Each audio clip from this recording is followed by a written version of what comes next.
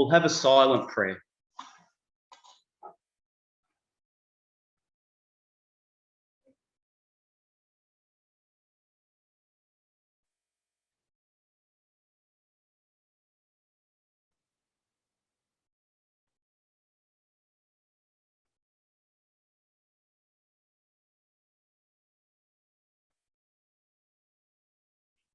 Amen. Now, I promise I haven't colluded with George with his presentation. Now, because it's going to be, parts of it are going to overlap, which is a good thing. Now, when I started putting this presentation together, I worked out early on that I'm not going to be able to cover everything in one presentation. So we're not going to complete this today, but what we can do just before we finish 10 or 15 minutes early, we'll stop and we'll take stock of what we've gone through, and we'll look at it and apply to what we know now, particularly in the context of the Vespers that we've been watching for the past couple of months. So this is also a review of a series of presentations that Elder Tess did in June 2020. One was called State Nationalism, and the other two presentations were called Do We Have the Freedom? And there was two parts to that. So this is going to be a review, and I want to go through this methodically, and I know we won't get to completion of this. So we'll take our time, and what we'll do, we'll start with Acts 27.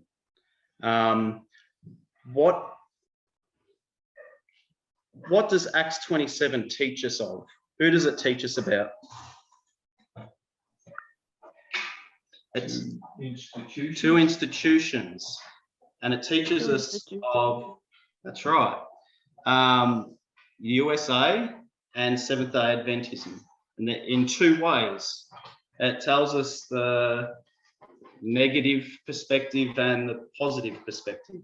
So it tells us of Felix and Festus. And that tells us about the USA, and it tells us about Agrippa.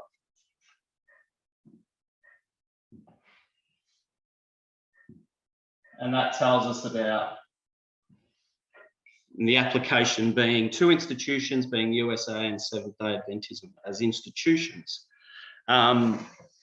So what this story tells us is it tells us about a journey that these institutions go on between 1989 and the Sunday Law. That being the negative perspective. Or we'll say the bad perspective. That might be not a good way of saying it, but we'll say the negative perspective. And so this first ship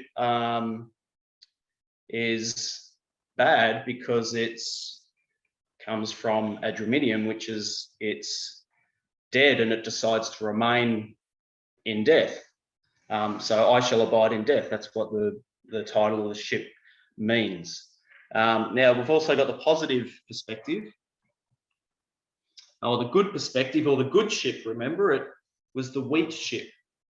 It's good, even though it shows us lots of problems it faces. It goes off course, doesn't really follow direction, gets hit by the east wind, gets tossed around by the storm, and finally they're both shipwrecked at the same place.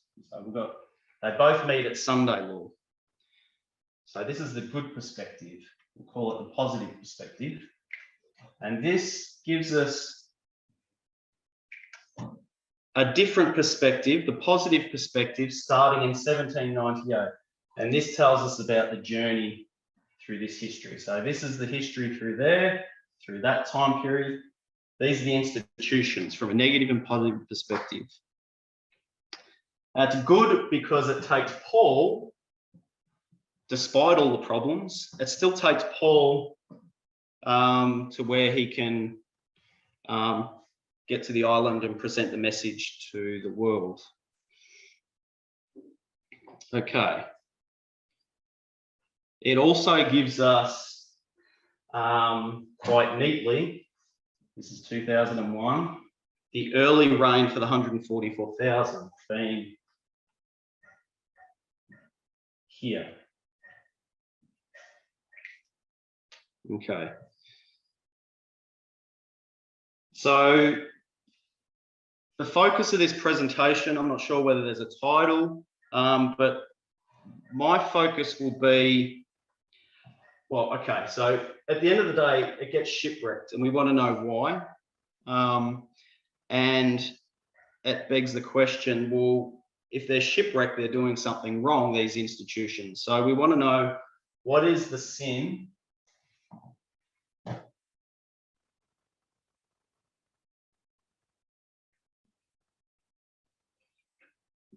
of the United States? What's the sin equal? And also, what is the sin of Seventh-day Adventism? Because there's a reason that this shipwreck happens. So what we're going to do, we're going to look at the history of the USA, and we're going to begin that story at 1619, here, all the way over here. And that was a turning point for the colonies. So 1619 is well before this ship begins its journey. Just keep that in mind. So if I was to look at, say, Revelation 13, we call this a good ship. If I was in Revelation 13, what would I call that? As an example.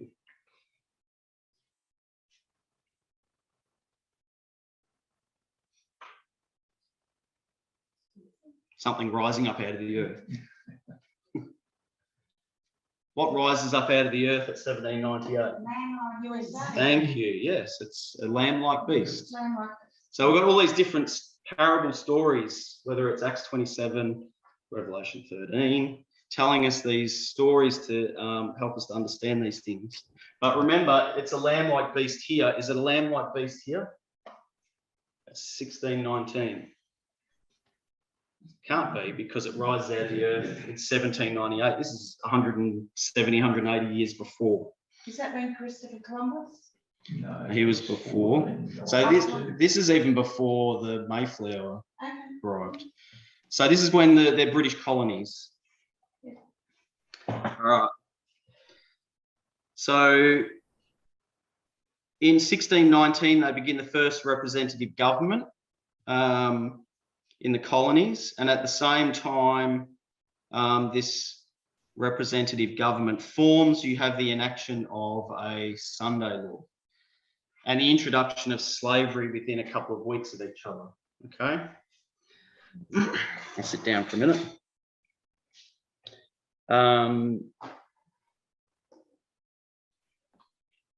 So there's no religious liberty or equality or freedom from that perspective. The subjects of 1850 and 1888 are already in existence. So here we see in 1619 the problems of, we're seeing that at the very initial stages when they form this representative government, we'll see the two problems that they're going to be battling. And it's Sunday law and slavery. Would they be then governed by what England's belief system was at the time, through the government or through the kingship? Yes, so the authority still is a big government over them, which is the Great Britain at that stage, because they haven't had to Revolutionary War. No. So this is pre that. So this is British colonies still. There's no lamb like beast here yet. No. So we'll see the subjects of 1850 and 88 already in existence. So it's not really a lamb like beast yet. So what we end up having, which is what we just talked about, we then end up with the revolution.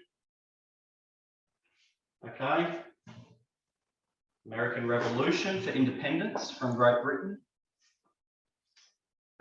We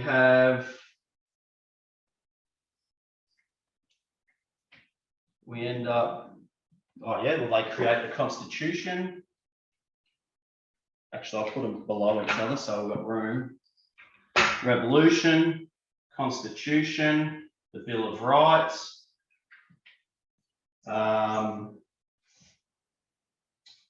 Actually, I'll just keep going for a moment.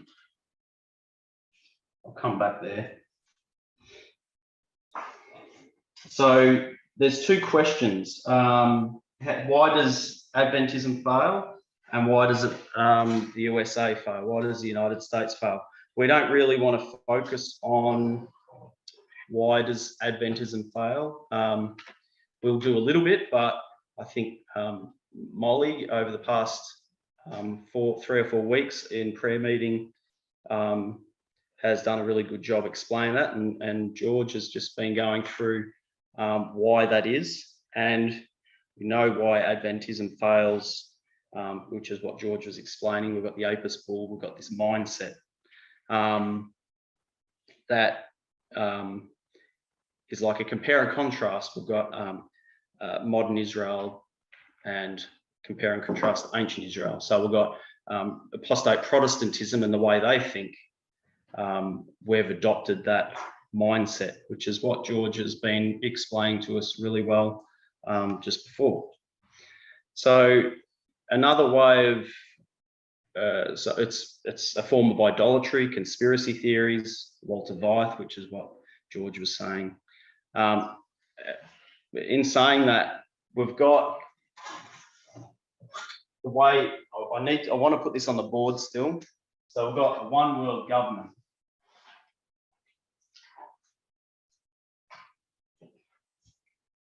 Now, we all believe that still, but the problem is, what does that look like? What does that actually mean? Now, George, in his presentation, called it a 10-nation confederacy. And we've seen this diagram before. And we've got the right wing, and we've got the left. And we've got Fox on this side, as an example, and CNN on this side. And when they communicate, they look at a threat, and this side would, CNN or Fox would say the threat equals globalism, as an example. And CNN would say, no, that's not the threat. The threat, Fox says, CNN says, the threat equals unilateralism.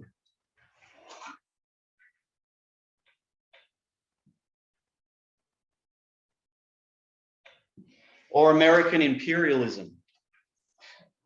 And so if you came from that perspective, if we use Trump as an example, Trump would look like a hero. On this side, Trump would look like the dictator.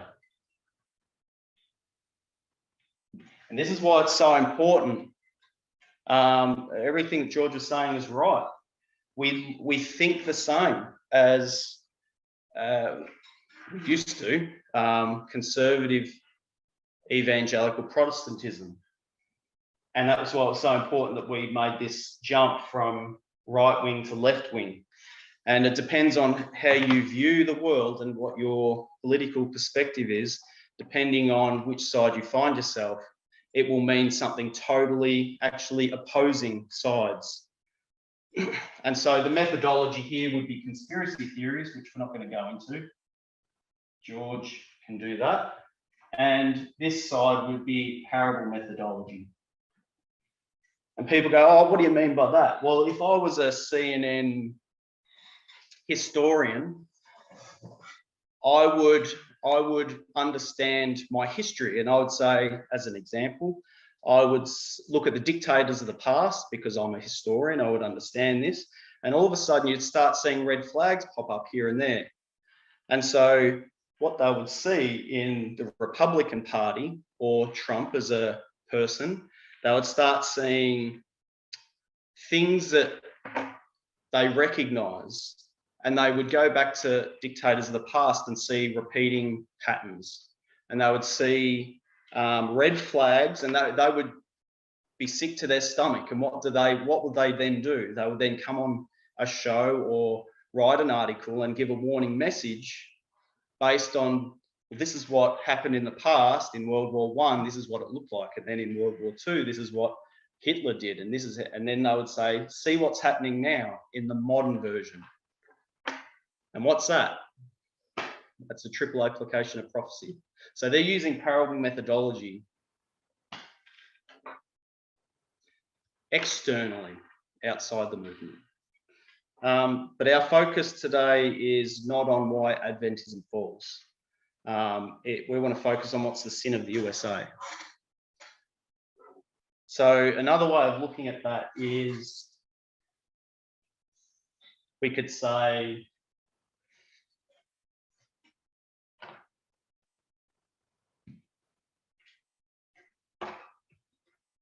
how do we understand what the sin of the USA is? We've already got what happened at the start. We would say 1850 plus 1888 equals, or the sin. I'll say the sin. What's another way of saying that? We could say it's early writings plus the great controversy equals the sin. Who remembers what these chapters are? So we've got the sins of Babylon chapter plus scriptures the safeguard equals the sin. Another way of saying that is, we could say, well, this is where they break the 6 commandments against human beings, their fellow human beings. This is breaking the 4 commandments against God. Crime against humanity, crime against God. In our history, we'll break the 10. Well, that's whoever, they will break the 10.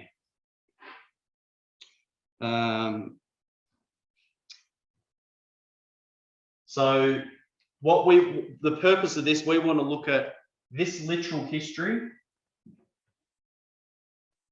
plus this literal history equals, who can tell me what I should be writing there? Spiritual.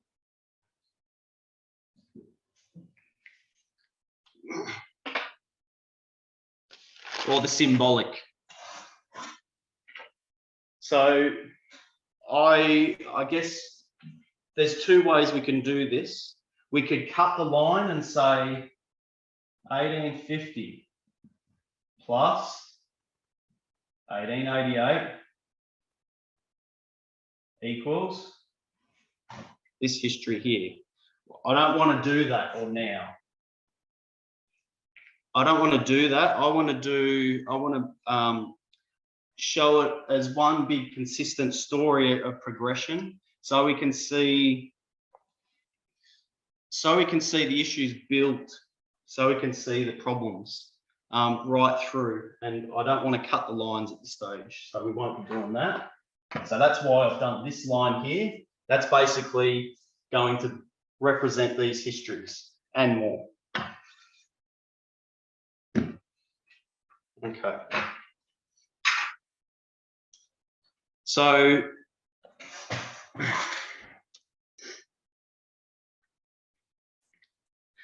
People don't recognise that America is dealing with the same issues today that has plagued it for 400 years. The issues being faced today are connected to the issues that were in existence at the beginning when America began as colonies. So that's why we're going to look at it as a progression. So if the Sunday law is the storm or the shipwreck, say that's the storm, does a storm hit you unexpectedly? Just all of a sudden it's over you and it's flashing and bearing down on you. What happens? So what you see, here's the horizon. All right. What do you see in the distance? Landscape. Yeah. Clouds. It starts building, doesn't it? Mhm. So that's obviously a cloud. And what ends up happening, that storm builds, the clouds build, it gets bigger and bigger, you start hearing it, you can see it, but it's far off, like you can it doesn't spring upon you. It doesn't come you unaware. So what we're doing now, we're looking back at the horizon, and the horizon is 1619. Now, can this storm, I'll ask a question in a similar way, can a storm come to people as a surprise?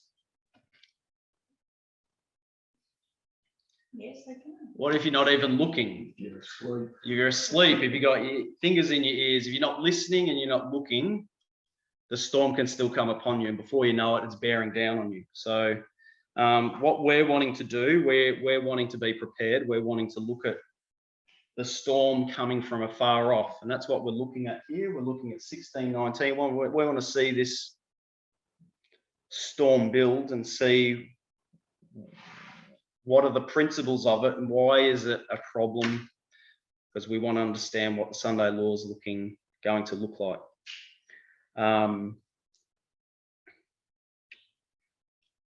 I mean, obviously we want to understand it so we're prepared, so we can help our families and help people we come in contact with.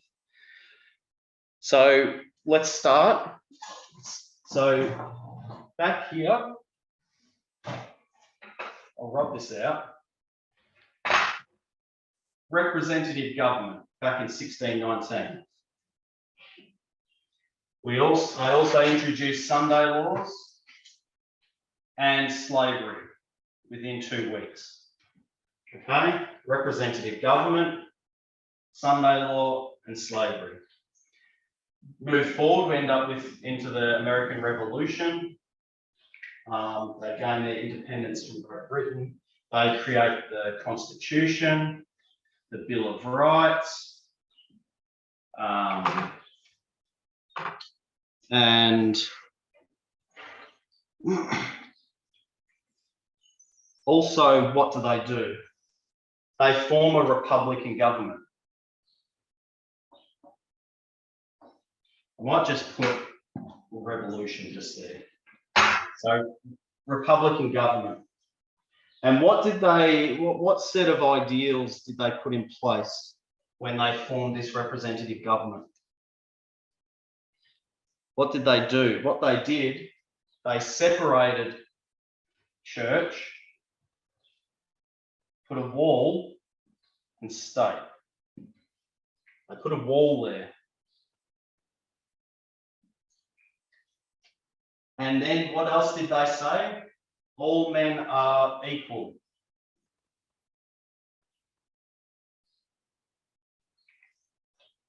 Can you see that 1619, they started a representative government, they introduced the Sunday law, and slavery came on the books within 2 weeks. When they gained their independence, leading up to 1798, they formed a representative government. They put a wall of separation between church and state, and they said men are equal. So what are they directly challenging? Worship and gender. They're challenging Sunday law and slavery.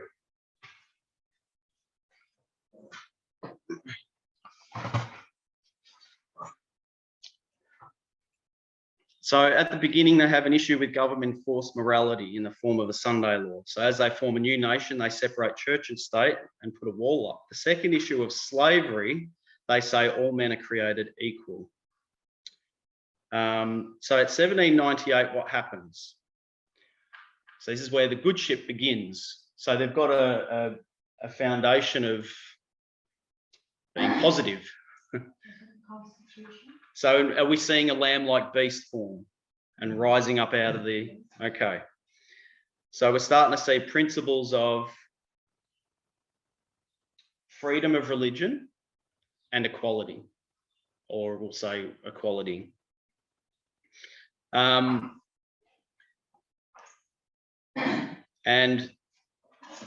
we're going to go into this very briefly because George touched this as well. And he went into more detail. I'll just mention it. What else happened in 1798? We had an election, and the election was between, we know it was Adams and Jefferson. I'm running out of room here. I might put them up here. Adams, Jefferson.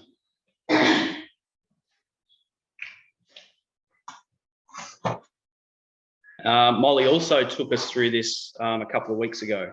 You did a good job. So what I really liked about what George said in his presentation was this was just more than an election. This represented a split in Protestantism.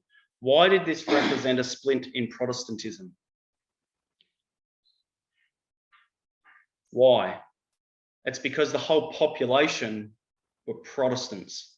There's a few Catholics here and there. So when you think about it, if there was an argument in the country between all the people, the argument between the people that splits the people is going to split Protestantism because they're all Protestants. An argument within Protestantism is then going to split the people because they're one and the same. So what are we learning in Vespers now? That we're in a post-Christian world now, but back then, if I could be general, everyone were Protestants. And that's why it was a split. It was a split in the country, but it was a split in Protestantism because everyone was a Protestant. And so what this represents here, and I'm duplicating what Elder Tess did in her presentation because I want to make some points later on. This represents the split that occurred in 1798. So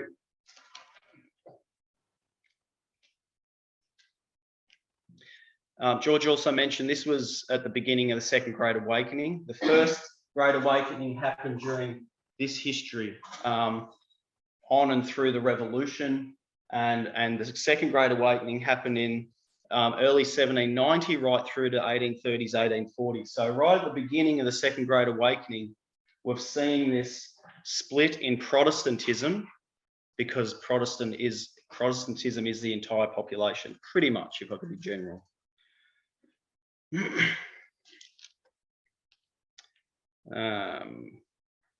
Now, what did they split into? They split into... Sorry? North and South? Sorry, I couldn't hear that. North and South. North and South. Yeah, sort of. We'll go into... It ended up that way, and what we'll do, we'll trace that history and see how that grows. But yes, you're right. And in particular, it split into two different ways of thinking, two ideologies. One was the socially conservative. And who did they follow? Which candidate did the socially conservatives follow? And we'll trace them on that line there. Adams. So the socially conservatives, the conservative faction of Protestantism, lean towards 'Cause they were- Adams. Now, obviously, then we've got socially That's different. liberal, buoyed up and energized by the revolution that they just have. Socially liberal will follow Jefferson. So the conservative branch, which George went into in more detail, they used the Illuminati conspiracy theory threat to take down the enemies of Adams on both sides, which we know were Hamilton and Jefferson. So the beginning of the lamb-like beast, you see two sides form at the beginning of the ship, which I've rubbed out. At the beginning of the lamb-like beast, we see the country split in two. Almost reminds me of what the everlasting gospel does. One uses conspiracy theories. The socially conservative side uses conspiracy theories.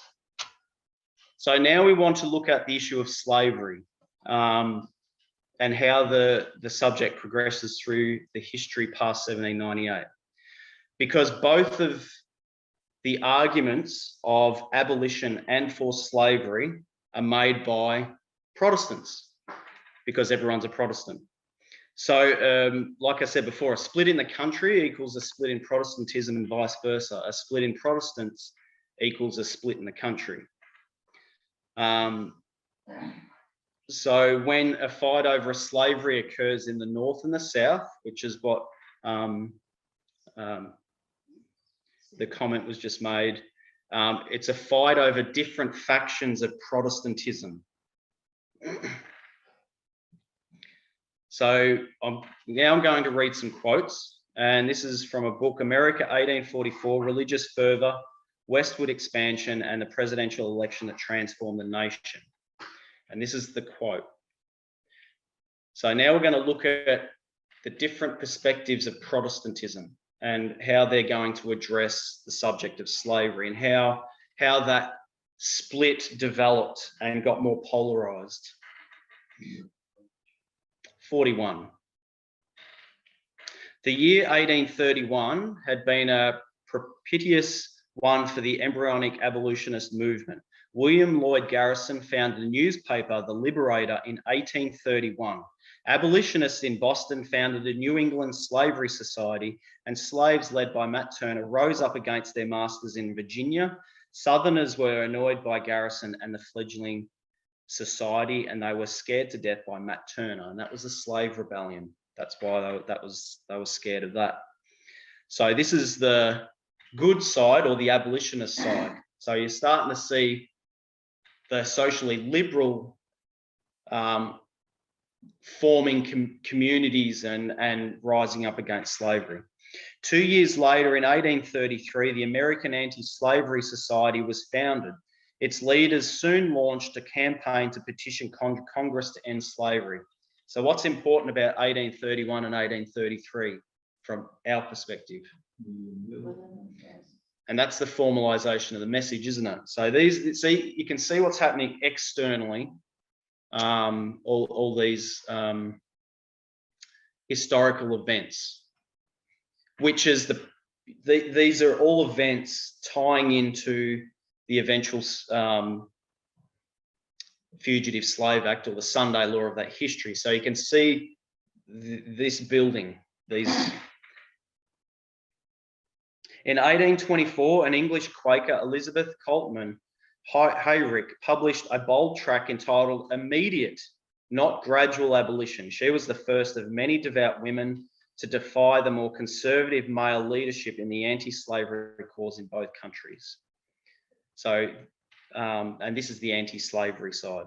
Her influence was instrumental in the eventual passage of the Emancipation Act of 1833, which began the liberation of West Indian slaves, although she died 2 years earlier. So this is influence on both sides of, I guess we could say, old world and new world. So this is a dynamic that's being affected on both sides of the Atlantic.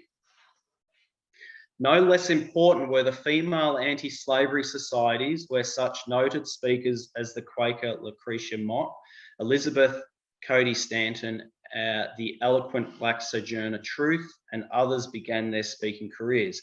Most famous of all were Angelina and Sarah Grimke, Quaker converts from South Carolina who spoke to the horror of the conservative clergy at promiscuous mixed male and female audiences. Women were only supposed to speak and teach other women, but these, to the horror of the conservatives, these women would address mixed audiences. So it's quite ugly, but normal back then, I would suggest. So we've got quite strong individuals here that are on the right side of the issue. All of this, and by the efforts of other individuals, led to the American Anti-Slavery Society of 1833, an abolitionist society formed by William Lloyd Garrison and Arthur Taffin. Frederick Douglass, an escaped slave, was a key leader of this society who often spoke at its meetings. By 1838, the society had 1,350 local chapters with around 250,000 members. And that, you got to think about the population back then was about 12, 13 million. So this is a significant group of people who are now rising up. You can see the development of abolition as a group of people. So we're going to put that down, 1833.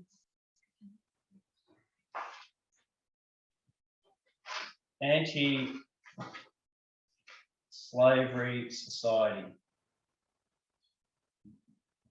It's really bad writing.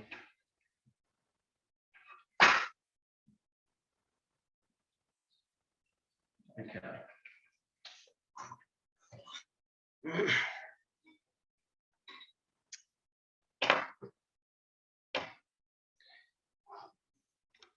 Okay.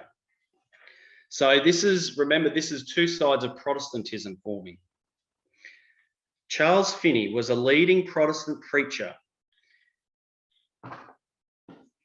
He was an abolitionist. He was a speaker and led Oberlin College. This was the first American college to accept women and black people as students in addition to white men. This is a quote. From its early years, its faculty and students were active in the abolitionist movement. They participated together with people of the town in biracial efforts to help fugitive slaves in the Underground Railroad, as well as to resist the Fugitive Slave Act. These people were on the right side of the issue. These people were helping fugitive slaves in the Underground Railroad. And did you hear what they were saying? They were all both biracial efforts. They would come together as a group biracially and fight against the Sunday law of that history, or the Fugitive Slave Act, and help the efforts to help escaped slaves. Now, this is a Protestant minister. So we're seeing, hope we're seeing this side build. It's growing, it's expanding, this split. Okay, so what we're seeing is the socially conservatives are for slavery, obviously. But now we're reading quotes that are talking about the socially liberal group, and they're actually abolitionists or against slavery. They hate slavery, they don't want slavery.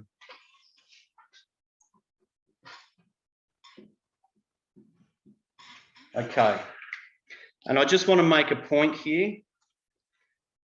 Remember, the original concept was all men are created equal, all men are equal. And so you're starting to see them live that when they're coming together as a biracial community, even back in the early 1800s. Okay, so what we're seeing, this group is fighting for equality. Okay, and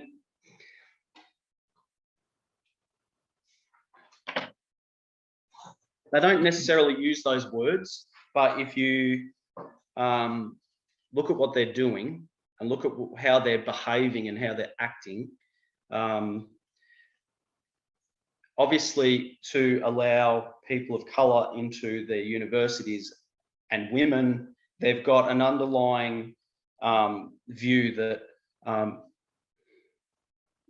because they're Protestant, remember, God has created human beings and we're all, yeah, even though it's 1830 and women can't vote yet. Okay, so I understand all that, but if you look at it from the time and their perspective, compared to this perspective, we're seeing a drive for equality, and this is a drive for something else. So now let's move forward. This is not a reform line. I'm not trying to make a reform line here either. So these events lead up to 1844. What happens in 1844?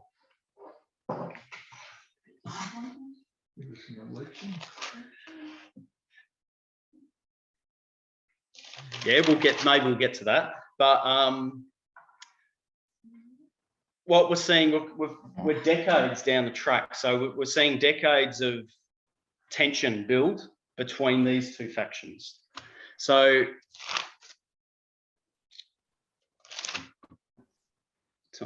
okay. And it blew up into a schism in the three main Protestant denominations. It split. So in 1844, there was a split. All right. And it was between the Methodists. So in the Methodist church, there was a split. In the Baptist church and the Presbyterian churches, there was a split. And particularly along the lines of the North and the South. This is the split that couldn't be reconciled. And this is what led directly to the Civil War. So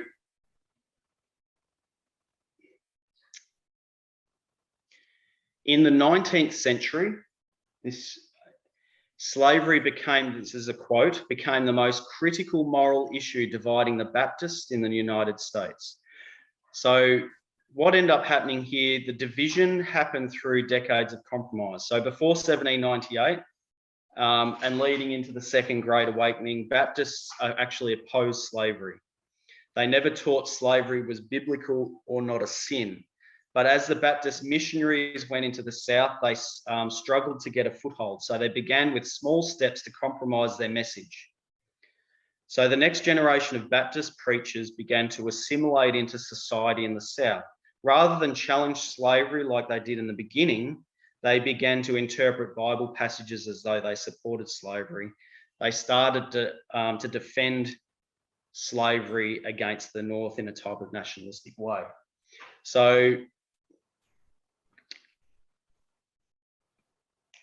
what ended up happening, the North still, they didn't compromise at this point. They were still, the Baptists in the North were saying,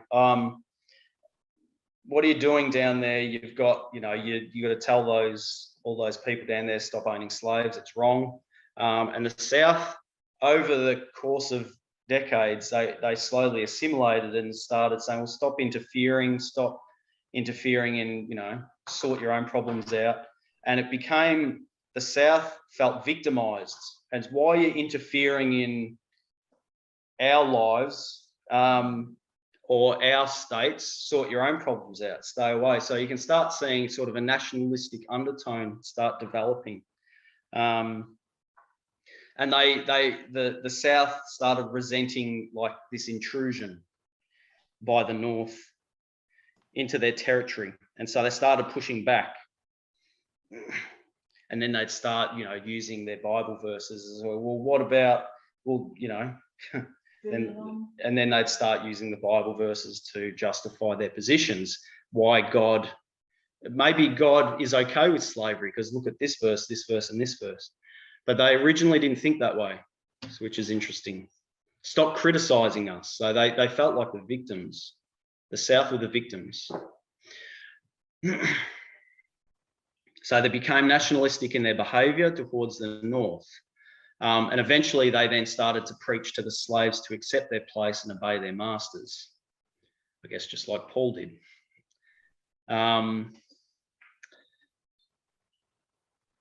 In the second decades after the revolution into the Second Great Awakening, the Southern Baptist preachers abandoned their pleas that the slaves be freed. And that was a quote. So that tells you that right at this history at the beginning, leading into the Second Great Awakening, they stopped preaching that you need to free the slaves. So they almost compromised and adopted slavery. And then they started using eventually God and the Bible to justify that position.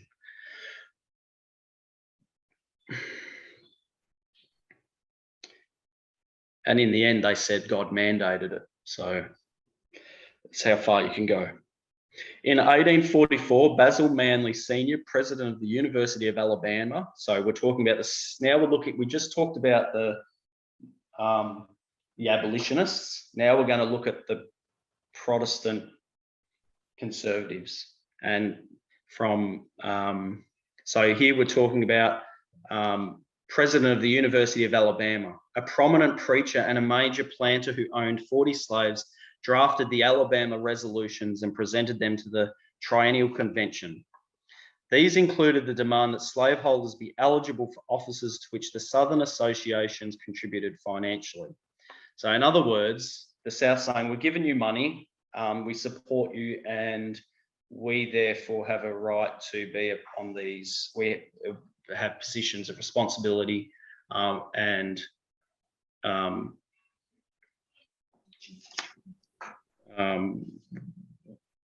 we can admit slave owners to denominated offices in the Baptist Church. And those resolutions failed to be adopted. So the northern churches said, no, you can't do that. So you can start seeing the divide and the tension happening. We're giving you money, we're supporting you, and we're not allowed to even have a position on the board, as an example, or a position of responsibility or authority. They wanted positions of authority. Eventually in Georgia, they decided to put the North to a test because the North still claimed to be neutral. So at this stage, the northern churches weren't pushing it so hard yet. And when a position opens up in a home missionary society, Georgia recommends a slaveholder. The home missionary board refuses to appoint him, noting that missionaries were not allowed to take servants with them. So if you can't take a servant with you, are you allowed to have a slave? So you see what they were doing? They were sort of rejecting slavery in a roundabout way. So they didn't want to make a decision that appeared to endorse slavery. So they couldn't accept that person, that slaveholder, in a position, because that would appear that they're endorsing slavery. See what it's a little bit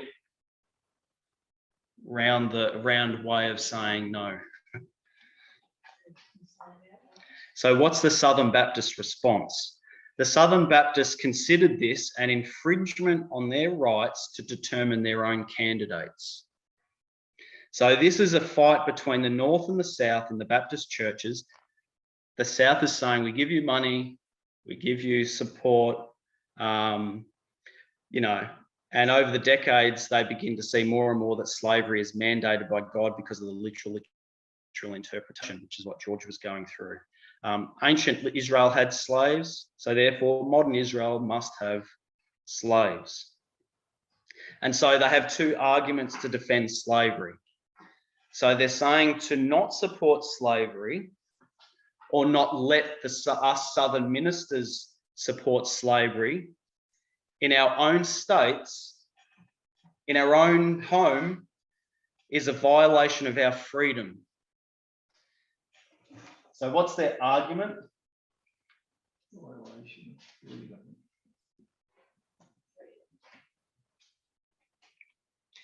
And it's a violation of our religious liberty.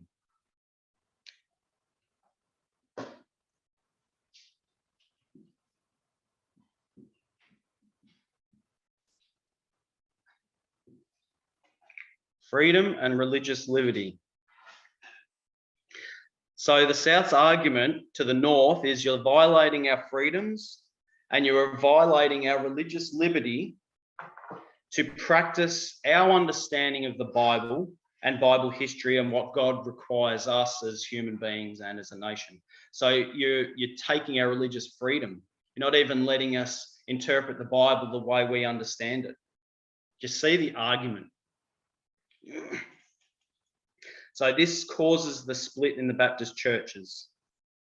And a similar thing happens in the other two Methodist and Presbyterian churches. There's other dynamics going on, but that's the underlying issue, and the causes of split is the subject of slavery. So now we'll go into what John said. What else happened in 1844? So remember, the churches are Protestant. So what's the government full of? Protestant men. They're full of Protestant men. And so there was an election in 1844. And what was the hot topic? You might remember this from Elder Tess's presentations a while ago. There was an annexation of Texas from Mexico. So here we've got a divide. So here we've got a divide here, but we've got an election as well. And so they wanted to annex Mexico and admit it to the Union as a state. The election went on the wrong side of history and they annexed Texas, which led to the Mexican War a couple of years later. So this is part of what they call the Western expansion. So they're on this side, the states. I'll bring up a screen share. Okay, so you can see, can everyone see that? Okay.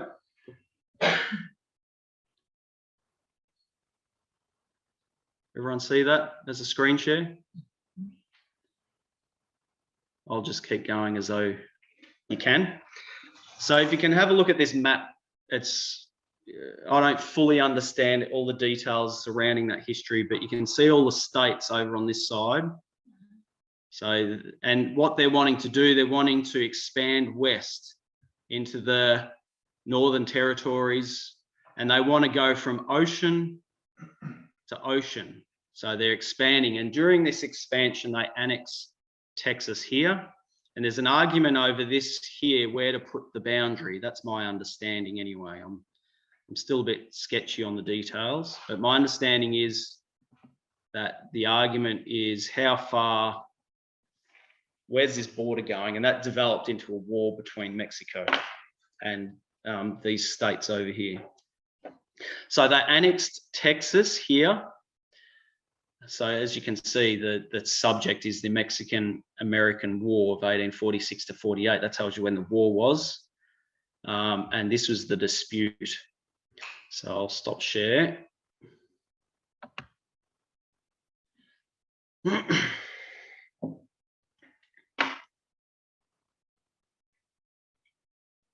So the election was about, do we do this or do we not do this? And the election was won by the Conservatives, and they decided to expand and annex Texas.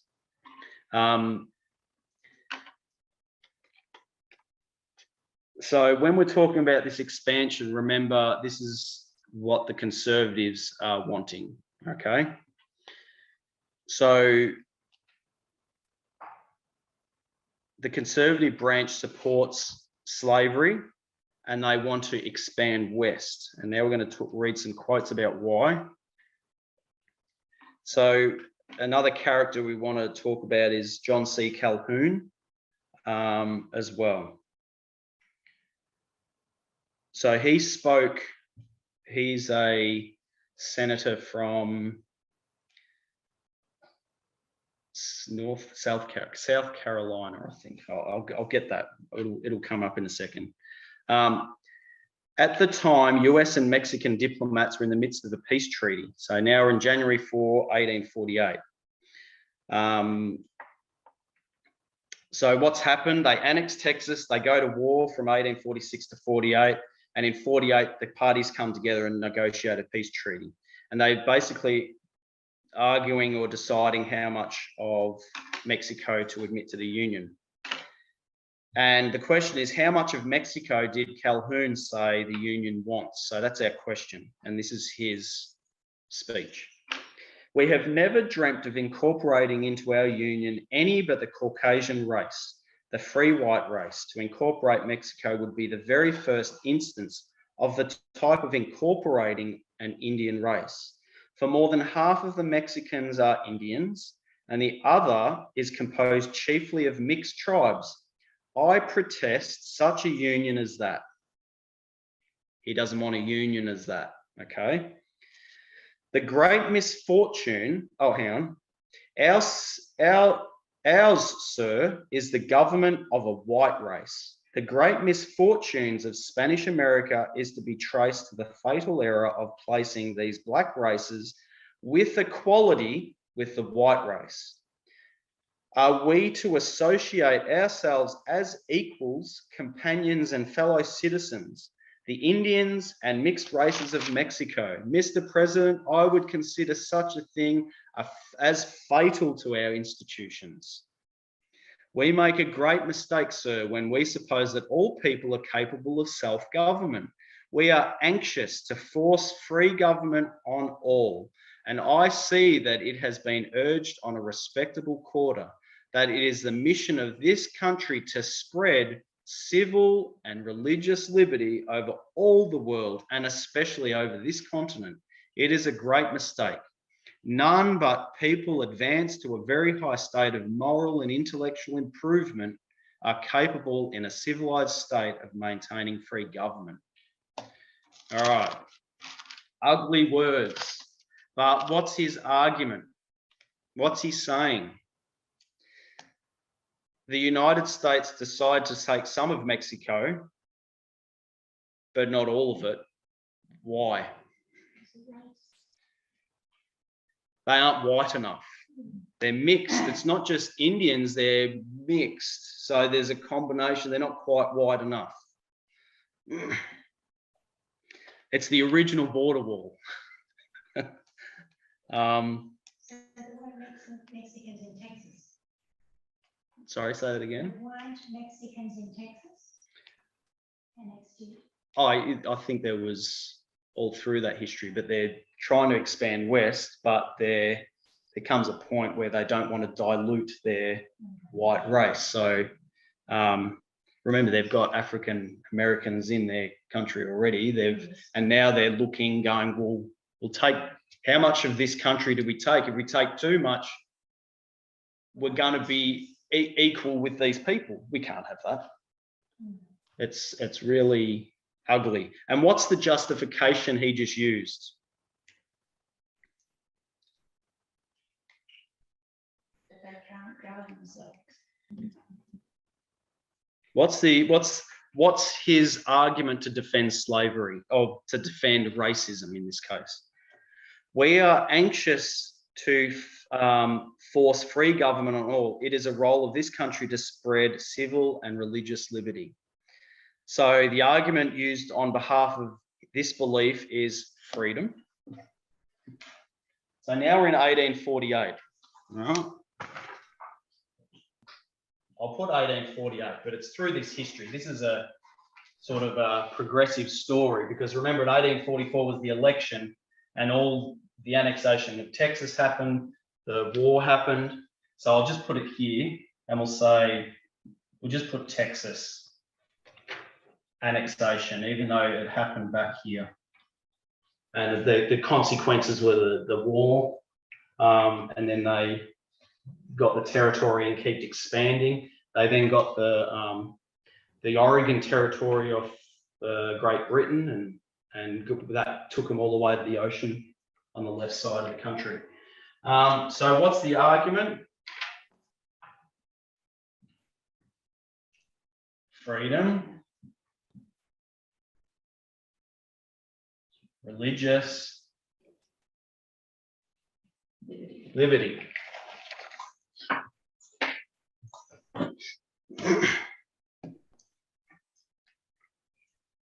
So this is in the context of the role of the United States, and they were to protect that role. Okay, so this is, now we're heading into what area now? We're at 1848. How close are we to what? Well, 1850, which is the Sunday law of that history. We're not going to go into detail here. We could. So we're 2 years out to 1850. And this is where they came to their disagreement between the North and the South. And how did they resolve it? By introducing or reintroducing Fugitive Slave Act. Remember, the Fugitive Slave Act was on the books all the way back here.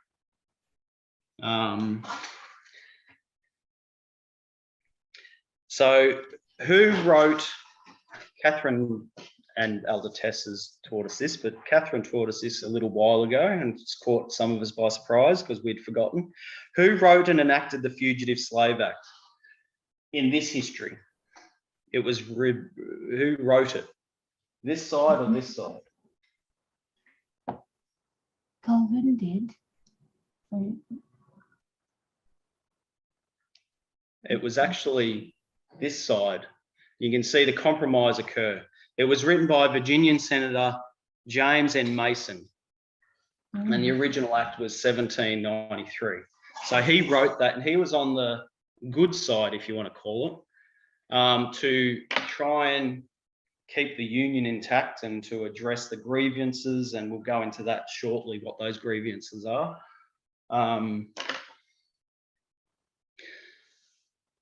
So we'll just skip over 1850. And why did Alan White say the judgment is on the North at this stage, you know, in the Civil War history? Because the South is already gone. They're already in a mess. It's because they compromised. They compromised this way. And they were not allowed to, and they did. So now we'll head into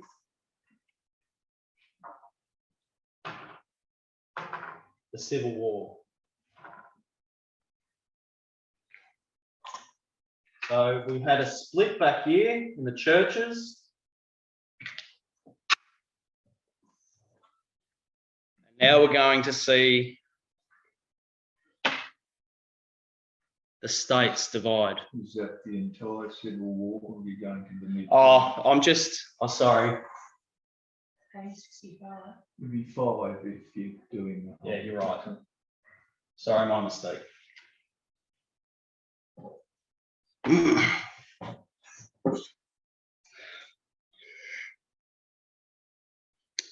Okay, so it's 12:14.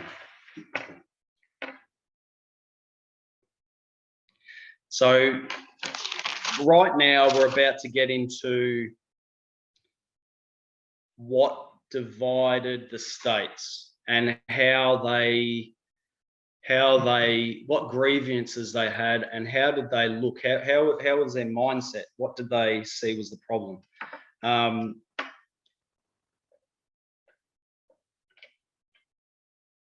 So, and this is where the topic of states' rights come in. So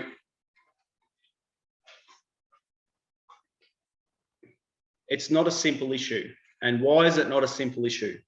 State rights are not a simple issue because the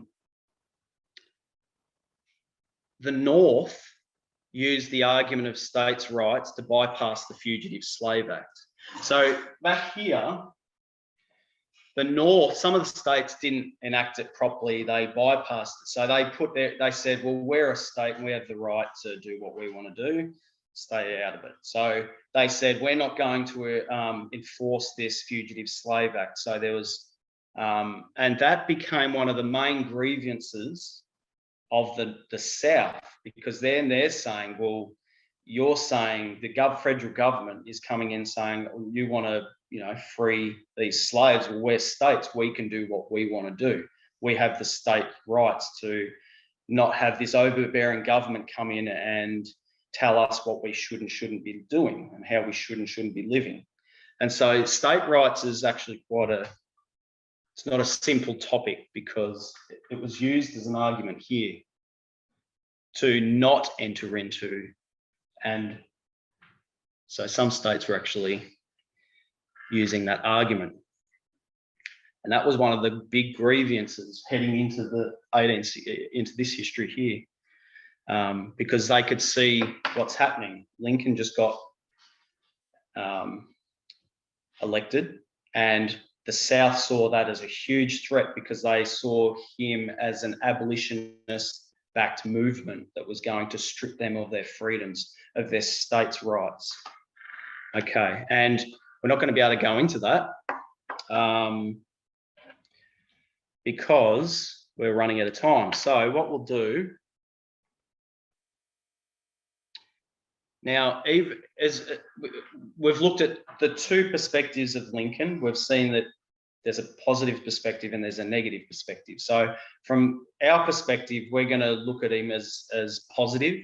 He was a good choice, even though God had to twist his arm behind his back to actually abolish slavery, because even his own words said that if I could keep the Union intact and not free one slave, I would do it. So his priority was to keep the Union, but the South didn't see him that way. They saw Lincoln was an existential threat, that he was going to interfere, basically come in as a dictator and intervene and take away their rights to live and believe how they wanted to believe. And how did they want to live? They wanted to have slaves. So it was an existential threat to their society, their way of life. And we're going to go into that next time. We've got lots of reading for next time to go into the arguments of the different states. So I guess what the argument, before I even get into it, I'll just briefly say the argument, I'm hoping you can start seeing a pattern emerge. So as I keep going through this history, and I'm going to rub that out because that history will keep going right up to now, what argument are you going to consistently see on the conservative side? And what are you going to see pop up through here? Equality. So we've been looking at the Vespers we've been involved for a couple of months now, or 6-8 weeks. And we've all gone, oh, wow, this is amazing, and it is. But Elder Tess has been saying this 2 years ago. She's been saying this conflict. So every time there's a topic arises where these mindsets collide, which side is picking what? Conservative picks freedom. So you can start seeing the clash of mindsets and the clash of ideas every time. Even the annexation of Texas, like there's so many topics through these histories where these come in contact: equality versus freedom. And what we want to do next time is keep tracing that. We can go all the way to the civil rights movement. What do you think we're going to see there? We're going to see one side fight for freedom and religious liberty to practice their version of religion how they want. And we're going to see the other side fight for equality for all. And after this, what's the history after 1863, 1865? 1888. This. So we're going to spend a bit of time on that. What do you think we're going to see there?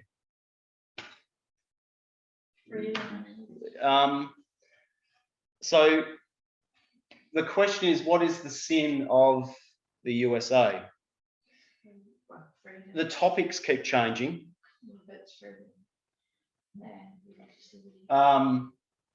Yes, it's the sin of slavery and abolition. Oh, it's sin of slavery. And then it's Sunday law in 1888. And that history, either side. Lots of things going on there. We'll go through some quotes with that. But what's the I guess what I want to show is Elder Tess has been saying these things for quite some time, and she's just giving it renewed light in a new perspective, and it helps us to go back and this is, I wanted to put on the board exactly what she put on there, because she's basically seeing the clash between conservatives, socially liberals, and the fight for freedom and religious liberty is the argument to justify this position. And the argument to justify this position is to try and fight for equality for people. And we're just going to keep tracing that. Yes. Sorry. So are you saying the sin of the USA is that they consistently kept prioritizing freedom over equality throughout?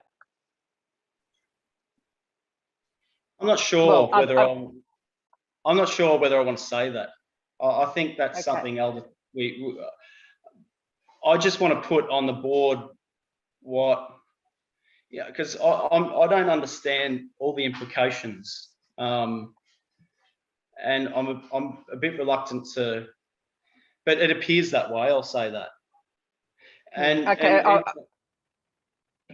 sorry, I was just asking. I suppose was that the point you were trying to get at? So it probably wasn't exactly that, but it looks as though the sin of the US is them prioritizing freedom over equality. That's what it's kind of looking like.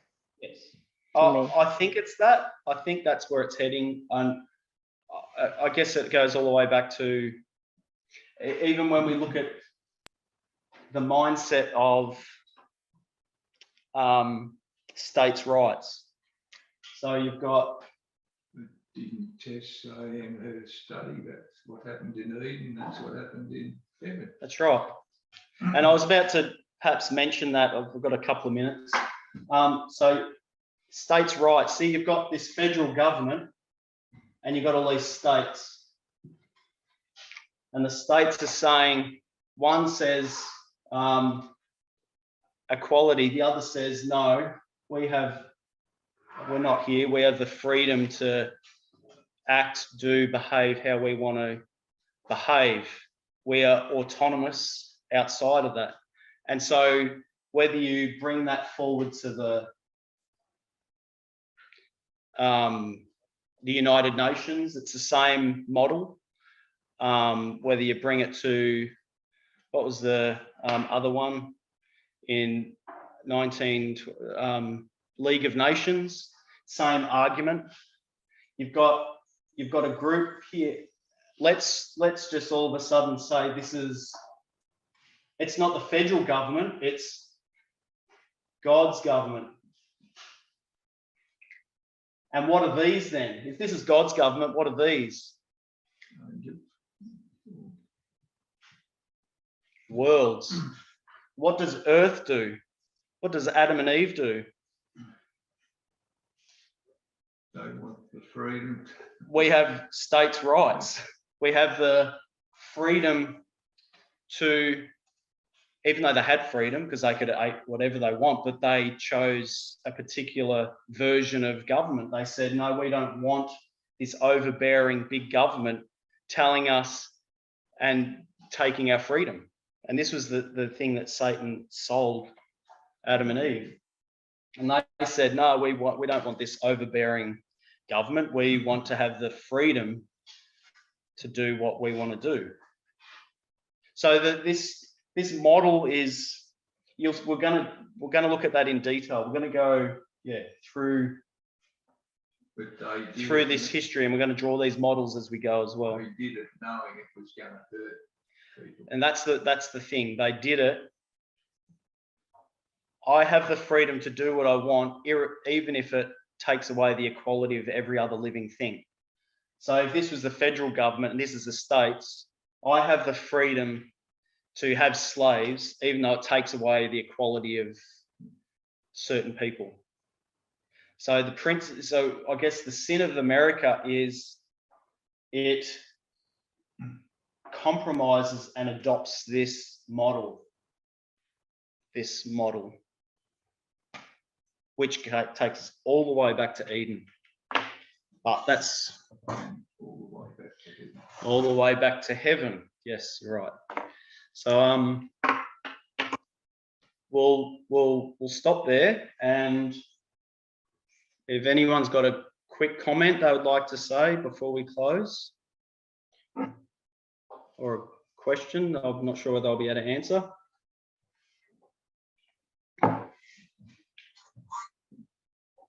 Okay.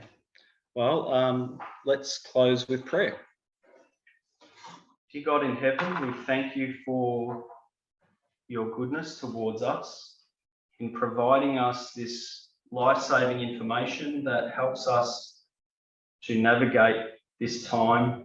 We thank you for the methodology that you've given us. We thank you for our leaders that help us understand what you're trying to tell us. Help us to love what you love and hate what you hate, and help us to make that complete transition to a mindset that loves your kingdom and your government. We pray for a blessing on everyone who is listening and those of their family members and loved ones, and bless us with the remainder of this day. We're just grateful. In Jesus' name, amen.